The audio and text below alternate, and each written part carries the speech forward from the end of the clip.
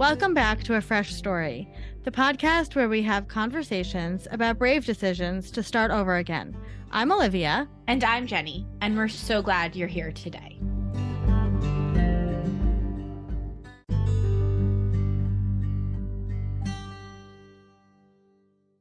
Hi, sister. How are you? Oh, I'm really good. How are you? I'm good. I'm busy. So for those of you that don't know, we often will curate gift guides for our amazing people in the Fresh Starts world and the world at large. And to break it down a little bit, Jenny here is the COO of the company. She does a lot of the back end. I mean, she does all the back end. She runs the company and everything.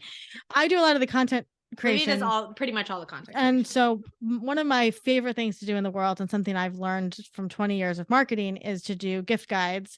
And I love reaching out to new companies and dealing with PR people and finding new products and putting them together. And the theme of this year's gift guide for Valentine's Day is going to be Celebrate Yourself for Valentine's Day. And we have some amazing products we're going to be talking about showing up on Instagram stories. And then we also reached out to our network of really awesome women to share what they would love to celebrate themselves with for Valentine's Day. Some of them are podcast guests. You'll recognize some of them.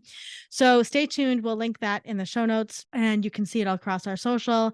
And it's all of our things that we would actually get for ourselves for Valentine's Day, because we are really firm believers. We're never going to tell you to buy something if we wouldn't buy it ourselves. No. So we're really excited about that. And no, I don't know. I was just going to say, I just got off the phone with Jen, my friend Jen. I just called her in the middle of the day because I have, in the past couple of years, decided to really commit to my female friendships. Yeah. And she was good. She was great. But like, I'm trying so hard, we will talk about this, but Marco Polo keeps us so connected to people.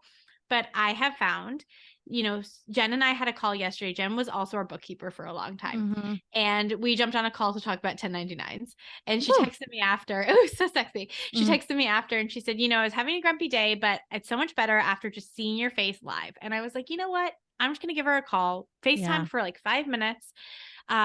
I will never stop evangelizing. These are my two platforms now, Shingles and female friendships, because the way your female friends lift you up and treat you and love you should set such a high, and male friends too, of course. I mean, it's Peter's birthday today. So like, we love Peter, shout out to Peter, but like the way your male friends do, but the way your female friends lift you up and love you and support you should 100% set the bar so high for your romantic relationships. Which is why we decided to bring our girlfriends on the show. Yeah. So we're going to do a really special Valentine's Day episode. We're releasing in a few weeks, and we are each bringing in some of our girlfriends from various stages in our life, and we're interviewing them about what it means to be a friend and how people can support each other through big life changes. So it's going to be a really fun episode. We're starting our first recording tonight with my friend Laura, who I've been friends with since I was 14, which means it's been 21 years. And she still is my go-to for so many things. These people that you meet when you're 14, it's not an everyday friendship, but I talk to Laura a lot, and I needed a new hairstylist and she tapped into her network, and we check in on each other all the time. I love the women in my life, and I feel so blessed to have curated that, which is actually exactly what this podcast is about. Yeah. So we talked to Danielle Jackson, and she is a female friendship coach, and she's I think it's the first, friendship coach. She really took off in that way. She created the niche. She created the niche. She was a groundbreaker. She is also partners with Bumble BFF. She was their spokesperson. She's powerful, Danielle. She is powerful. And what I love about Danielle is that she had a huge career pivot similar to mine, leaving education. And the story she tells about that was really eye-opening. And then she was like, really had to follow her intuition and say, what do I want to do? What I loved about the conversation was that she blended her background coaching people through friendships with the science and the data, right? And so you're looking at friendship. The data of friendship is fascinating. So we had a really awesome time talking to her about female friendship, and loved her tips, especially for starting over as an adult. Yes, I was going to say, like, I am excited to go to Scotland and make female friends, but I'm scared and I don't know how to do it. And, you know, I don't want to only be meeting expats while I'm there. So I sort of like absorbed all of her information about how to create. I've never really done online dating. So how to create an online dating profile for friends. Great tips in there. We will definitely pull those out for you. And we really just hope you enjoy the episode. And please remember to rate, review, and subscribe to A Fresh Story so that we can keep telling your fresh start stories.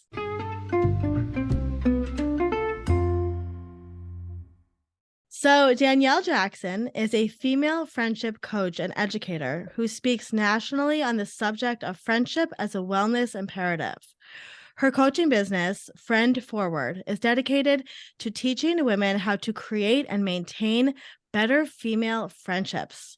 A former high school teacher, Danielle now uses her teaching skills as an educator to coach women through ways to navigate common friendship conflicts.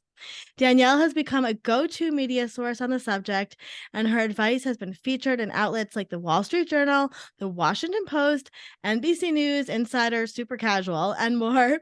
She also speaks across the country about the power of female friendship and was recently hired by Bumble to become the official spokesperson for Bumble BFF, which is amazing. Danielle, we're so excited to have you here today. So, can you take us back to the start of your fresh start journey? I feel like my fresh start was when I left the classroom. And that's because I was in love with teaching. Like it was very much a large part of my identity. And so I just knew when I started teaching that I was going to be the teacher who had been there for like 35 years and then you retire. Yeah. I loved my job. But after 6 years and in the classroom and observing the way things shifted with the state of education, I thought, I can't do this anymore. You know, I'm teaching during the school year, and then during the summers, I'm waitressing to pay down my student loans. I'm burnt out. You know, there's drama. And I thought I have to do something else.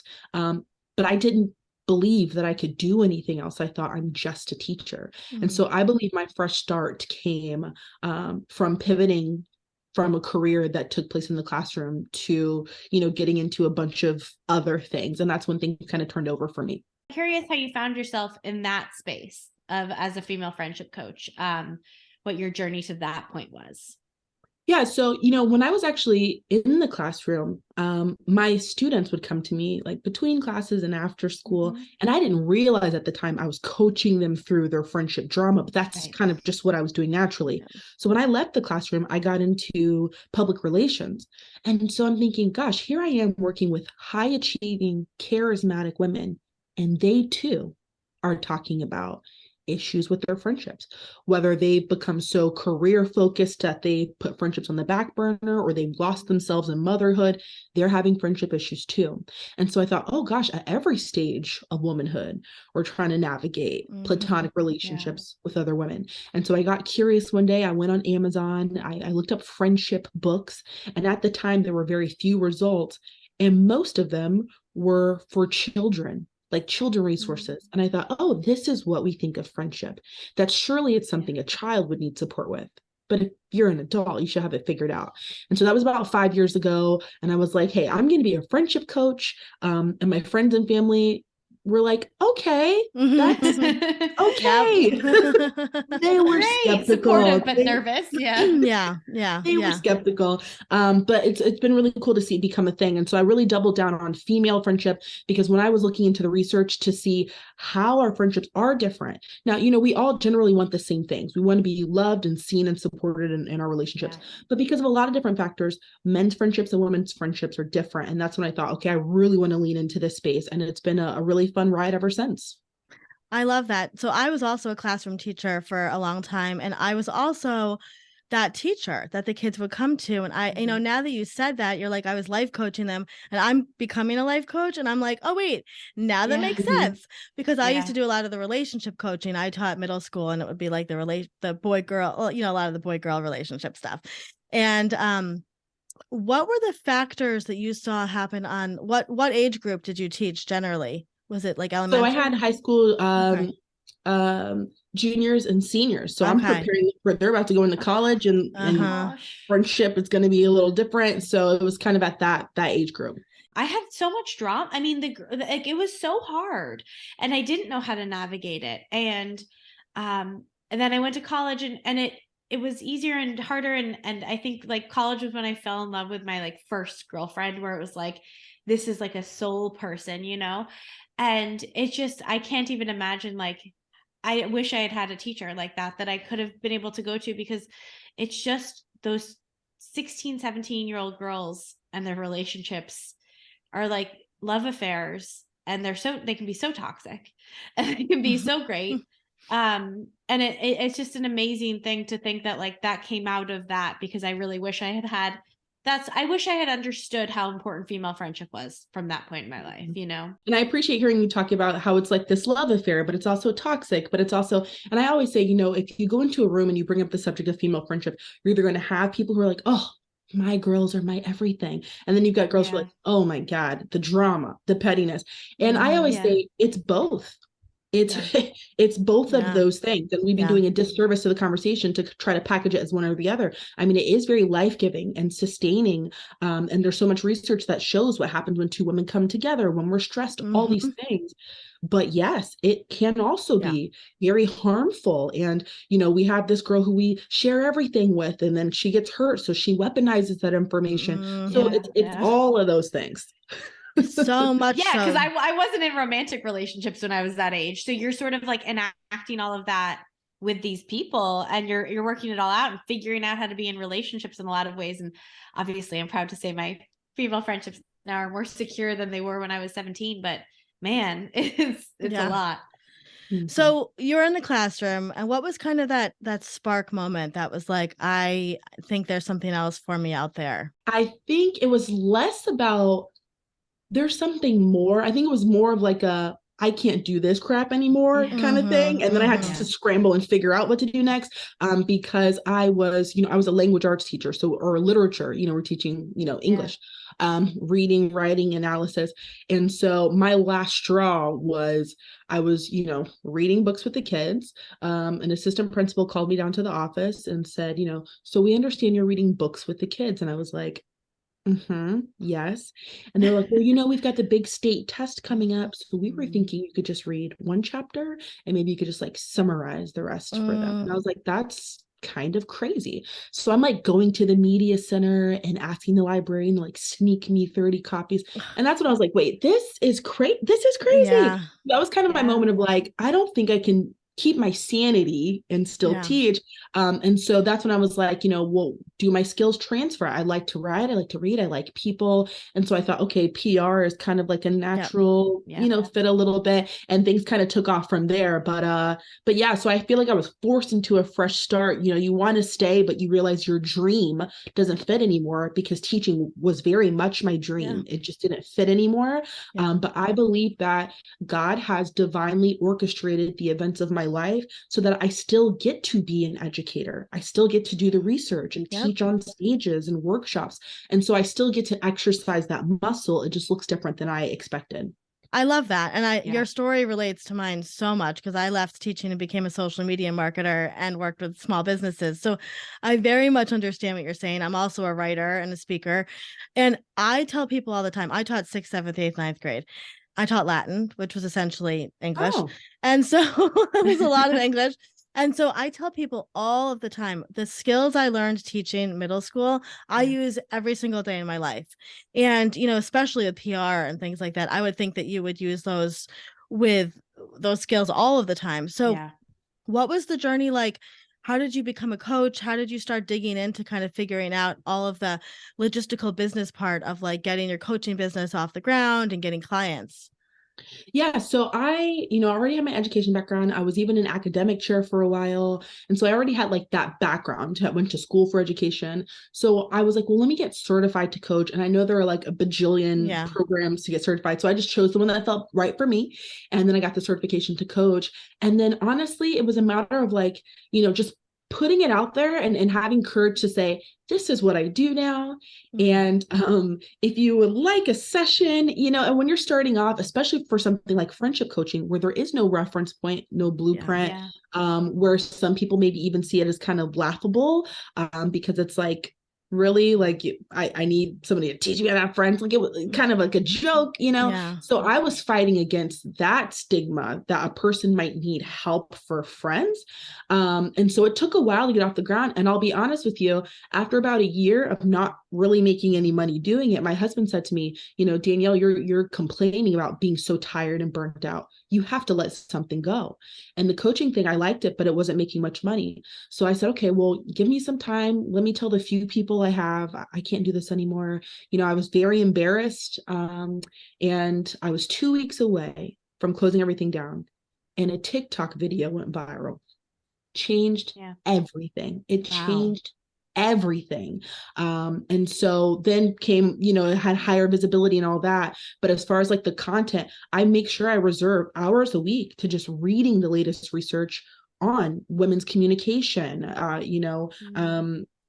women's connection, friendship. What does the science say? Because I want to be informed. I conduct interviews with the people who are doing the research. Do you have 30 minutes? Can you tell me about the study? And they have been amazing. Smart. And so I like to bring an intellectual perspective to the conversation around female friendship, because I want to validate women. I want them to know, if you're struggling with this thing, it's not just you. If you want a deeper friendship, well, according to the science, you should do these things.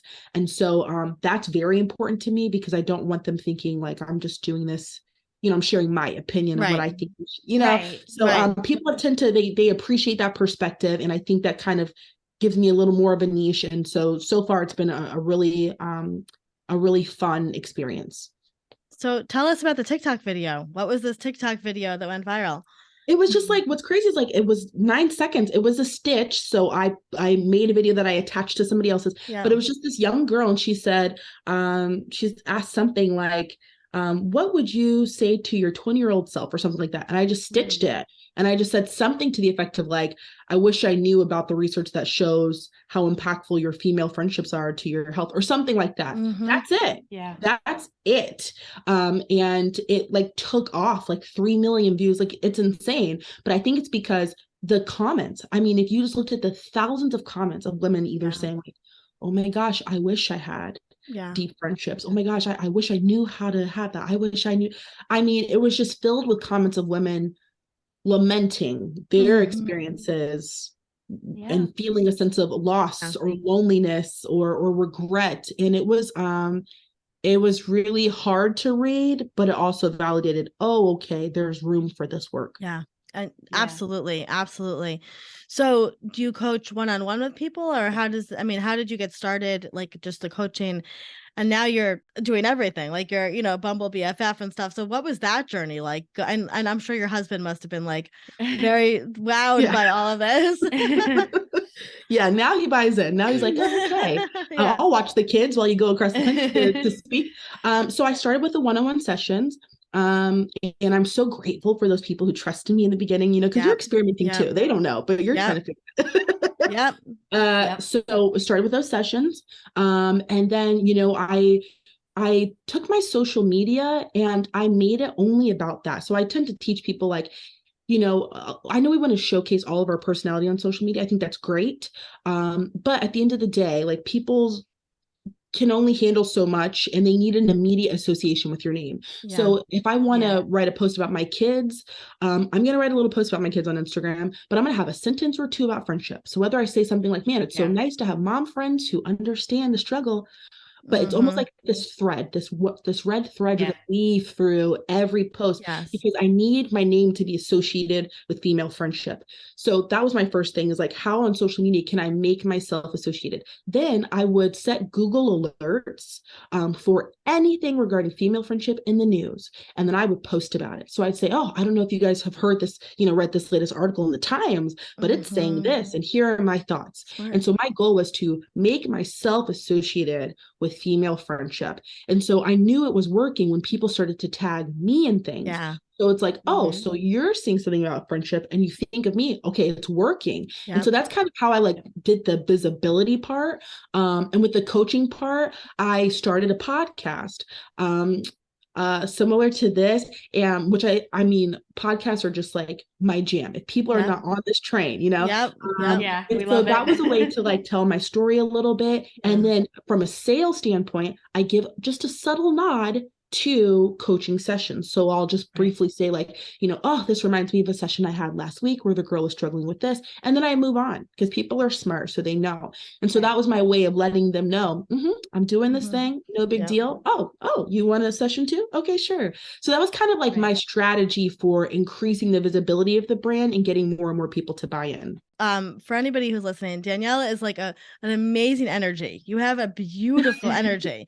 You truly do. Like beautiful energy.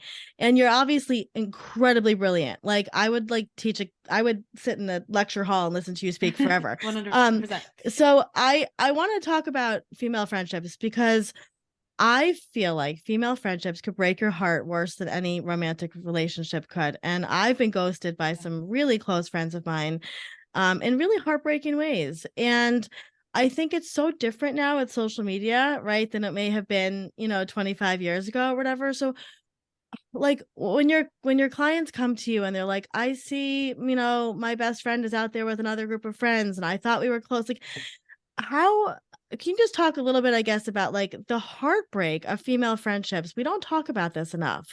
And it is so like a knife in the heart when, you thought, because like you said, you do share your vulnerabilities with these people. And then to have them turn on you or ghost you or whatever. Is that like a common thing that comes up with a lot of your clients? Oh my gosh, yes. There are a couple of reasons why I think that friendship breakups, especially among women, are really difficult. The first is because we don't even entertain breaking up as a possibility. So from a young age, we're downloading mantras like best friends forever, friends for life. I mean, like that's downloaded on your brain. So when you get into a friendship, you're not thinking like, man, I wonder if this doesn't work out. But maybe in a dating arena, you're very aware there's a chance that this might not work out. Yeah. And if so, you can dismiss it as plenty of fish in Yeah. the sea. I mean, it'll be hurtful, but not my person. Right. With a friend, you're not even entertaining the idea that it won't work out. So I think the difficulty of trying to reconcile your expectation with reality makes it difficult. I think another reason it's hard is because that person is so deeply integrated into your life. And for women especially, we tend to think our best friend is the person who knows the most about us, where men tend to say their best friend is the guy they've known the longest. They tend to harp on duration, and we tend to harp on whoever knows the most about us at this point is my best friend. And so if things end with that person who knows so much, you almost feel very exposed when it's over because this person's re-entering the world knowing all your business, all the things you've gone through, just those vulnerabilities, seeing you cry, seeing horrible things you've done and they've forgiven you for, but going back into the world with all this knowledge.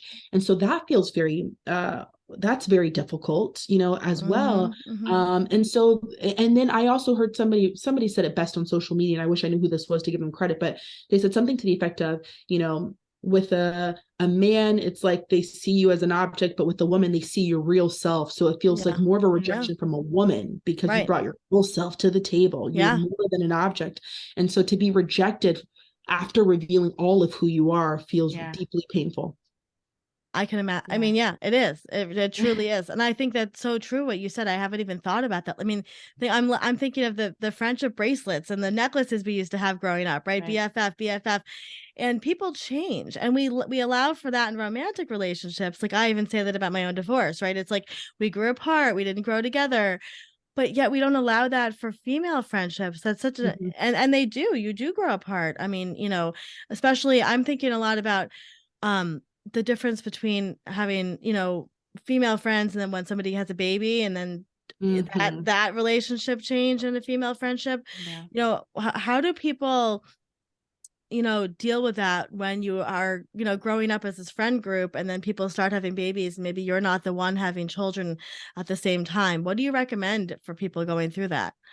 Yeah, I appreciate that question. And I'll tell you, hands down, without a doubt, if there is any social media content or podcast content that we do about babies, pregnancy, and friendship, I'm going to get the most DMs from that episode. I already know. So recently we just had an episode with Jordan Davidson, who's a writer. Her new book is called So When Are You Having Kids? And I interviewed her about it. So many messages from women saying, thank you so much for having this conversation, because it acknowledges the very real confusion around, man, if I choose to have kids or not, or if I'm going through a fertility journey or not, this impacts my friendships. And so, you know, it's hard because up until a certain point, we kind of are journeying with our friends through everything. You know, we're going through the same life stages in college, you're like on the same, you know, wavelength. But when a woman goes off and has a baby, I think it changes a lot of things. First of all, we've never had practice being friends on this terrain. So giving ourselves grace, like, you've never done this before, like acknowledging, okay, we've never been friends like this. So what do I have to do to stay connected to you? I think a lot of the tension comes from a fear of being left behind. That's the language I hear most common about that. I fear she's going to get so wrapped up in this baby, which is great. But is she going to leave me? You know, am I not going to be able to relate anymore? I don't want to have conversations about, you know, diaper cream and formula. I can't relate, you know? So the fear of being left behind, the fear that you're going to lose her to other friends who can support her in a way that you cannot. Having to accommodate this new schedule. You know, we used to be able to just like, you know, girl, what are you doing? You want to grab coffee right now? You know, now it's like, oh, let me get on the calendar, or the baby, oh, you have to cancel because the baby's sick. You know, and so not being friends in this container, and I think it's really disruptive, you know, and so some advice I give to those ladies is, you know, one, telling her how much you want to stay connected. I think we underestimate the power of intentionally articulating, I still want this. You know, like, okay, well, I'm happy for you, but like, girl, can we at least keep our, you know, first Fridays, or, you know, some kind of friendship ritual helps you to stay connected. And so it offers a sense of security to the friendship. I know that no matter what else happens, we have our first Fridays or our weekly phone call, whatever that looks like for you. That way you can rest assured, I'm still going to see my girl. Another might be to try to show interest, like, hey, maybe you can't relate to all the things going on with the baby, but you ask her questions. Oh, do you need anything? Or what milestones is he hitting this week, you know? And then also finding friends who can kind of supplement. They'll never be able to replace your best friend, but it is hard if that was your one person. And so taking it as an opportunity to find other ways to fill your cup as she kind of goes and has some life changes as well. So I think a combination of those things can help you to manage any disappointment around that life change. Yeah. You know, it's so funny because Olivia and I are 2.5 years apart, and we've always been very close. And I think we got very lucky in a lot of ways, but when she went to college 2.5 years before me, it was definitely that experience of like, we need to figure out what this relationship is like on the phone and on AOL Instant Messenger. And it was such a good learning experience for me, because we did figure that out, right? We were able to sort of recalibrate our relationship from having living in the same house for the first 60 years of my life to that. And we never really lived together for long periods of time after you went away to college. I mean, summers and stuff like that. And it's interesting because it's translated so well to, like, I lived in New York for a very long time. I went to NYU, I lived in New York. It's so funny how people don't stay there. Nobody really stays in New York, from my experience. So I'm in Scotland right now. My closest girlfriends are in Texas, New Hampshire, and California. And to learn to recalibrate those relationships, I already luckily understood that was a thing. But if I didn't understand that was a thing, we had to have a blueprint. And I said to them, like, download the Marco Polo app. Like, and that app has saved our friendships, like, because it's time zones don't matter. So I can get up in the morning and send them I can send them 15-minute Marco Polos about like what I had for dinner and how I slept. And like so much of it I've identified is caring about the like mundane things in their life. And what'd you have for dinner and what'd you put on that sandwich, and a lot of it's based around food because most of my interest is based around food.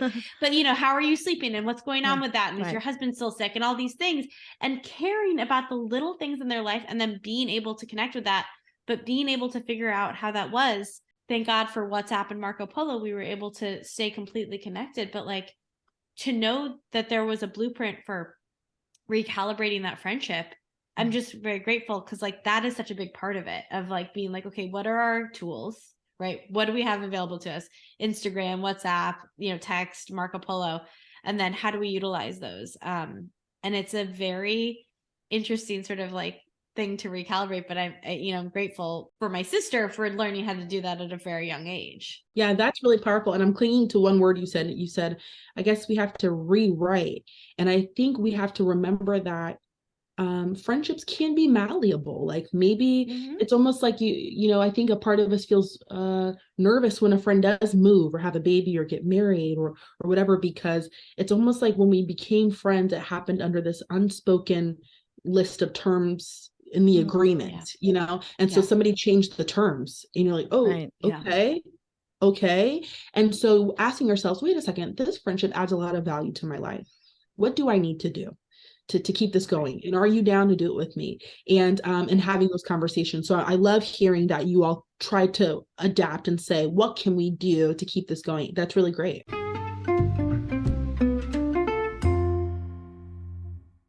So you start coaching, and how do you start to get you get the visibility, and then what happens after that? Yeah. So, the business finally did become a little profitable. Like, okay, I can pay for more than gas in my car. I just like to be transparent about that, because you got all these coaches like, I've got a figure month, like, honey, stop. Okay. But so it was rough. 100%. Yeah, it was rough at the beginning. But after it started to flow and I thought, okay, what else can I do? Can I add on?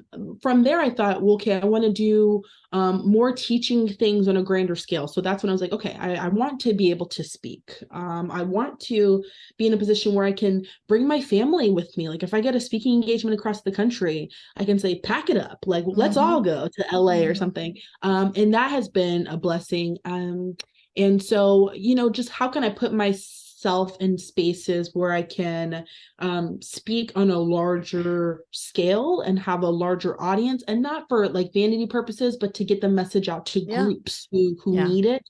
And so a lot of surprising opportunities came. And again, I do attribute to social media. Social media has been huge in helping me to get different speaking engagements and podcast interviews and other cool partnerships. And so I'm really grateful for that. I love that you brought that up, because as social media people, and I'm a proponent of finding your people on social media. And I could actually, and I would love to kind of pick your brain about online friendships, because I could talk about, I have a lot of theories about online friendships. I've had a ton of friendships online that have turned into real life friendships, but also a lot of online friendships that stay online but are really, really powerful friendships. And so I think, and I'm going to guess it all goes back to kind of being seen and feeling seen. So what are your thoughts kind of on like online friendships versus in real life friendships? And do you coach people on both of those topics? Yeah. Oh, great question. I'm not here to qualify anybody's friendships. I can tell you what the research says, but at the end of the day, if you're like, this is my real friend and that's a friend to you, great, but I think social media can be really helpful for maintaining friendships, especially in an increasingly mobile world. So we've got friends working from home, they're moving across the country. So social media has been so great for keeping us connected. I think it's great for mobilizing us and connecting us and helping us find, oh, I'm not the only person with this very niche interest. There are people who share this passion, so I think it's great for that. I think it's great when it's used to facilitate connection and maintain connection. So your partnership, what's going on with you and Bumble BFF? Because I'm going to dip my toe into Bumble BFF. I'm in Scotland right now, and I don't know anybody here really. I've my girlfriends, one in New Hampshire, one in California, have had really good experiences with it. I'm nervous, and I wonder if you have any advice for that. I'm a really good friend, and I don't know how to like express that on the profile. But I'm nervous, and especially being in a different country, it's like kind of like different value systems and stuff like that. But I wonder if you could just talk about your partnership with them and maybe give me some advice, because I'm definitely nervous to like dip my toe in that water again. Yeah. Oh, and I appreciate you being open about that because it is nerve-wracking. Yeah. So I was already kind of talking to clients about how one of many tools they can use is Bumble BFF. One of many things you can do to find people, especially clients who were like nurses or had a job where it was like just crazy hours. Yeah. Well, that might be helpful for you. So, Bumble BFF, you would download the Bumble app, which is known for dating. They started the BFF side because people were hijacking the dating part and saying, hey, not here for romance. I'm trying to look for friends. And they're like, gosh, this is happening so often. Wow. Let's just have like a whole section for friendship. And so now women, all over are, and not just women, people all over are using that app to connect with friends. So I say the first thing to do is like drop the stigma about like, oh, I have to use an app. I think it doesn't make you desperate. That makes you very resourceful. You're leveraging technology for everything else. Why not to connect to people who are like, right? Yeah. And so some tips to get you started is be as specific as possible with your interests. I've noticed that we are general because we don't want to say something and maybe people think that's weird or like kind of silly or they're not going to get it, but like it gets you closer to your people. It also makes you more memorable. So I'm not going to say, I really love music and travel and food. Sweetie, who doesn't? Okay. I'm going to talk about like my favorite album, the best places I've traveled to, and a dish I could eat every day and not get tired. That's it because it makes you memorable. It also gives people something to cling to. And so it's hard for all of us to start a conversation. We're racking our brains. I don't know a good opening line. So I'm going to make it easier for you by giving you some stuff to work with. So if I'm specific about a place I've traveled and I mentioned something about Peru and somebody's like, oh my gosh, my family from Peru. Like I'm giving you stuff to work with. So often we get so obsessed with like our experience, we forget that other people are nervous and don't know how to start the conversation. They don't know how to keep it going. So how can I make it easier for you? So being as specific as possible, you want to upload, I would say like 4 pictures that show you doing what you love to do, in different capacities. And then they also have these different badges that you can use so that when you're swiping really quickly, you can see what people are into. And a third of users use the badge that indicates that they're new to the area. So a lot of people on there are new to the area and are looking for friends to explore the city with. And so I always say, connect online, have a little back and forth, so you feel comfortable and it feels safe.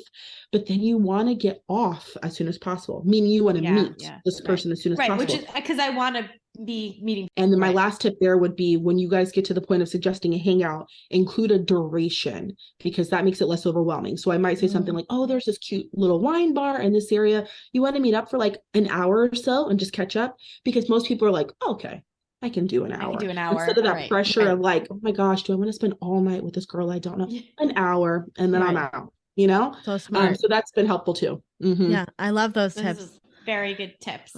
And very good too for our audience because so many times when we talk about fresh starts and we talk about starting over, getting divorced, people really say over and over again, like, I'm losing friends. I don't know I don't have friends. I've lost friends in my relationship. All my friends are his. And they don't, it's another way that people are starting fresh when they're going through a divorce or a breakup. I'm with the person that I love, but like, I want to make a life here when I'm here, and part of making a life is meeting somebody for coffee or going to like, a fun fancy bar that like, God love him, but like my male partner does not want to go do like, champagne cocktails someplace. So, I want to have somebody to go do those things with. I can't make a friend come into town every time I want to go to one of those things. No. And I don't want to misquote this. I'm going to have to look this up because I never want to like misrepresent the research, but I think there's some that even says that most of our new friendships that we make happen during a life transition. So like during a fresh start is when you're making friends.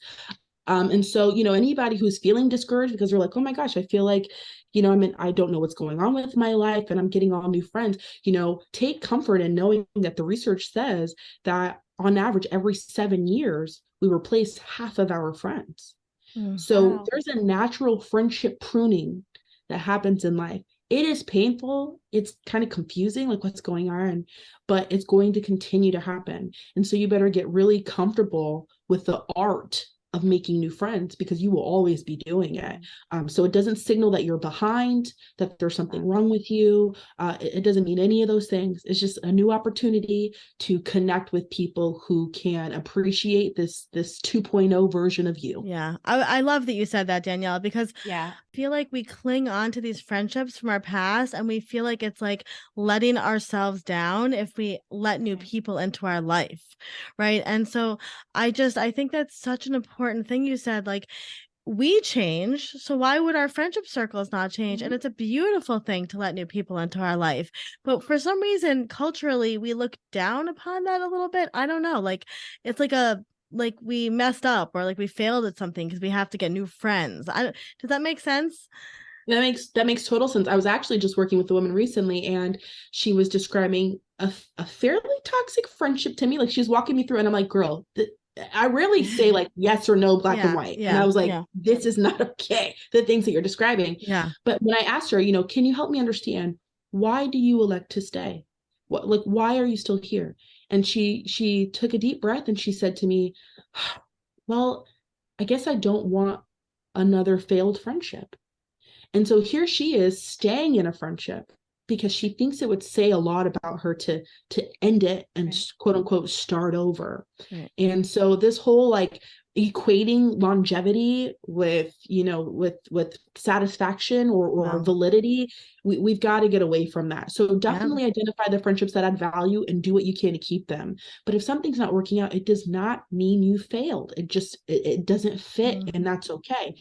And when you have research that's saying that we have room for about 3 to 5 close relationships, if you're maintaining one that's just like not doing you any favors, you are keeping out room you could be giving to people who can pour into you.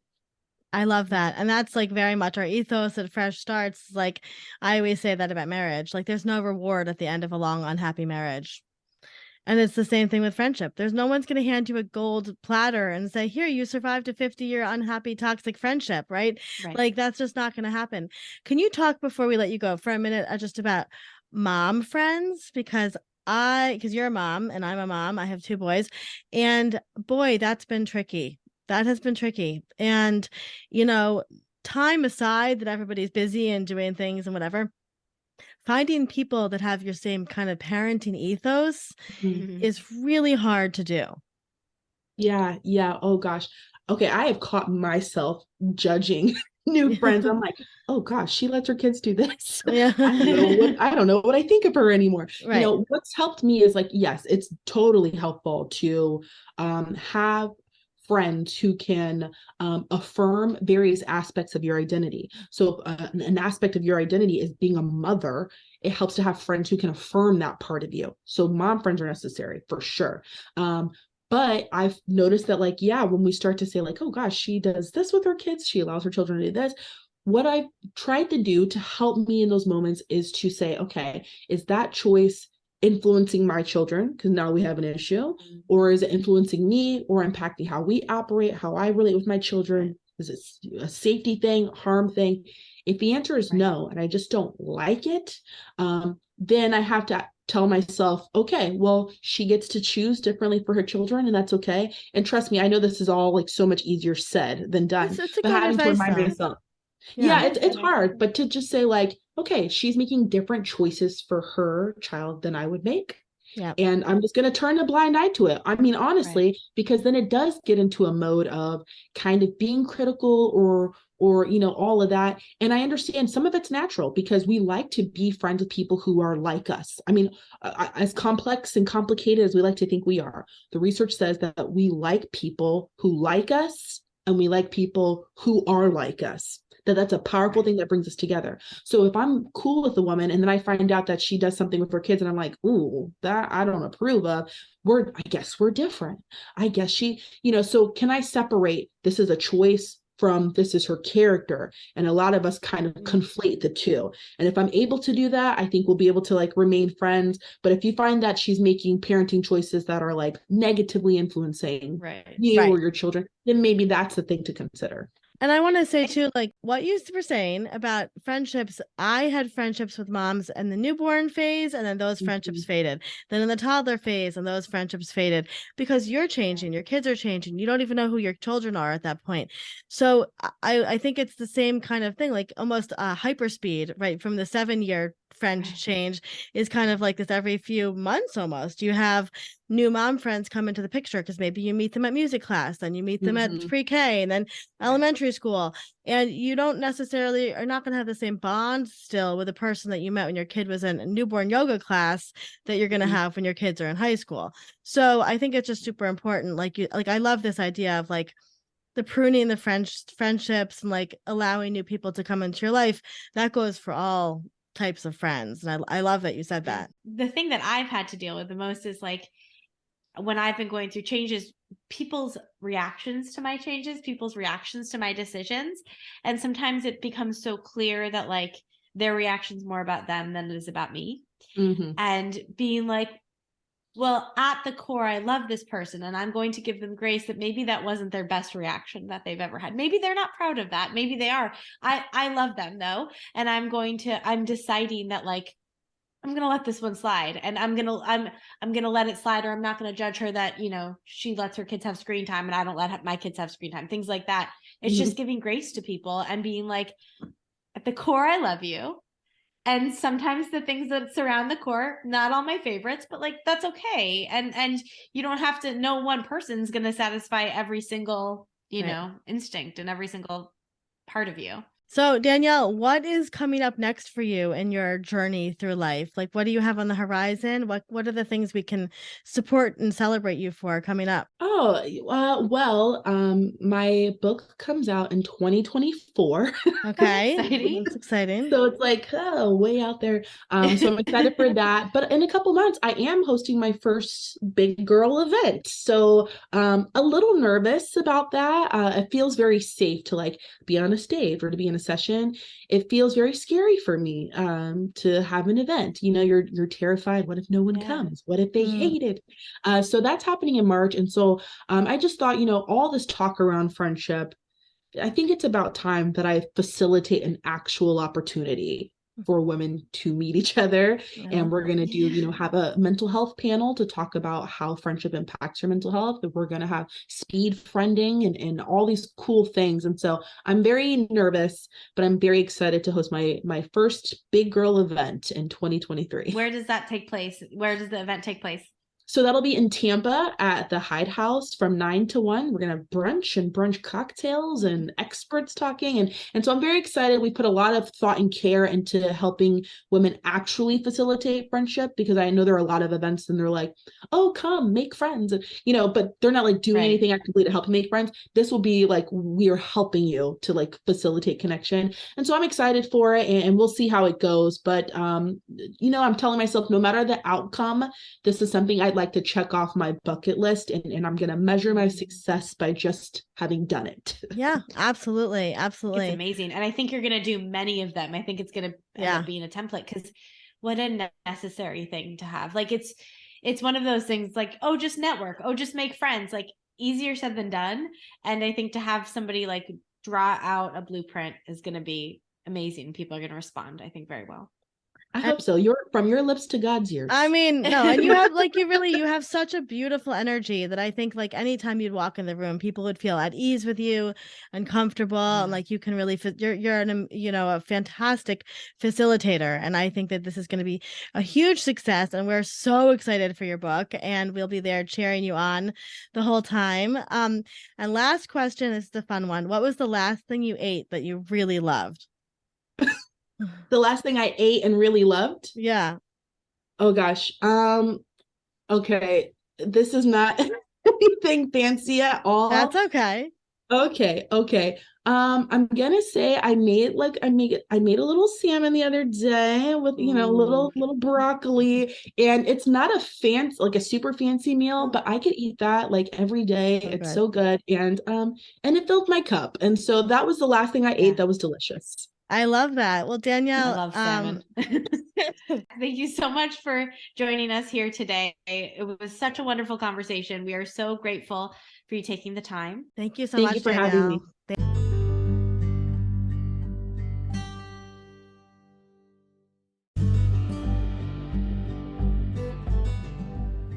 Thank you for listening to today's story. We're always here and we're proud of you. Until next time, brave one. A Fresh Story is brought to you by Fresh Starts Registry, the first and only platform for everything you need to start again. You can read the show notes and learn more about today's episode at freshstartsregistry.com/podcast.